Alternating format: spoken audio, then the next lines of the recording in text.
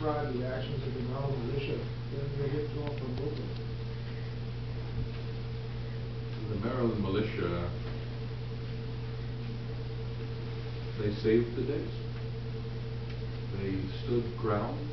They fought a delaying action in terms of covering our tracks. And one cannot speak highly enough about the bravery and the fidelity of the Maryland line.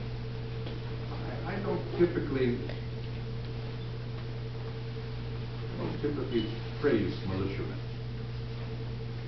I, the truth be told, prefer an organized army. But they were absolutely remarkable. Are you connected to the Maryland militia? 23 years. Is that right? Yes, sir. Well, thank you for your service, and I'm sure you know the story. It was one of incredible bravery, sacrifice, and it's one of those moments, I believe, where if things had gone differently, we would not have become a country. Thank you. Thank you, sir. Madam? How do you describe your beginning of the army of England and Yorktown? The siege of Yorktown? Well, you know, it was pretty much decided before I got there. General the Marquis de Lafayette and his Continental soldiers sealed off the escape of the British by land. Yorktown is similar to Boston in that respect. It is almost an island, and it's connected to the land by one causeway. And so the Marquis de Lafayette and his soldiery, American soldiers, they sealed off the egress from the causeway. It's not a problem for Lord Cornwallis and his troops. They'll just evacuate by sea.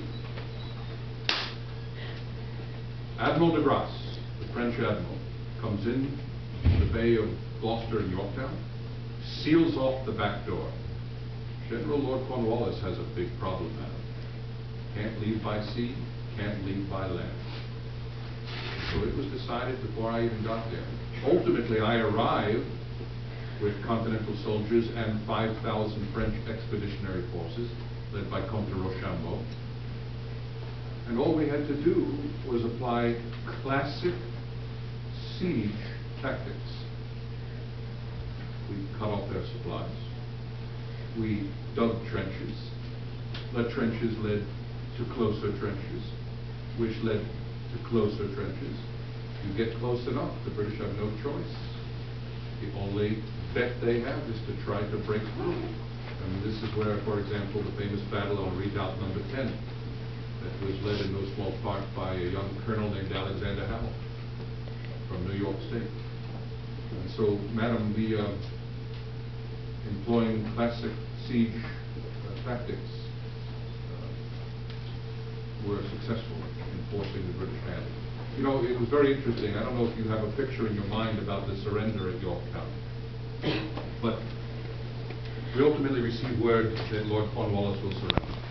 And there is a time set for the formal surrender ceremony. And the ceremony is very formal. And there is a line of 5,000 French soldiers along this side of the road. There is a line of thousands more, thousands and thousands more American soldiers along this side of the road. The line of Americans went for 1.5 miles, shoulder to shoulder. The British marched out of Yorktown. Their officer is not Lord Cornwallis. He is ill, the message has been received. He sends a subordinate officer. And so the subordinate officer serves up Lord Cornwallis's sword in surrender. I refuse to take it. I will take the sword from Lord Cornwallis. I will not take it from one of his subordinates. It's not a matter of being petty. It's a matter of military protocol.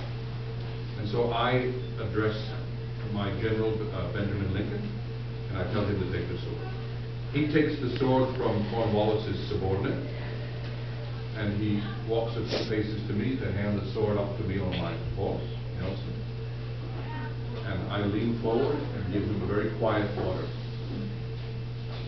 May I ask, do you know your history well enough Who was the hereditary enemy of Great Britain?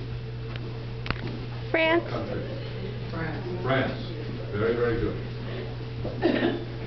What I whispered to General Lincoln.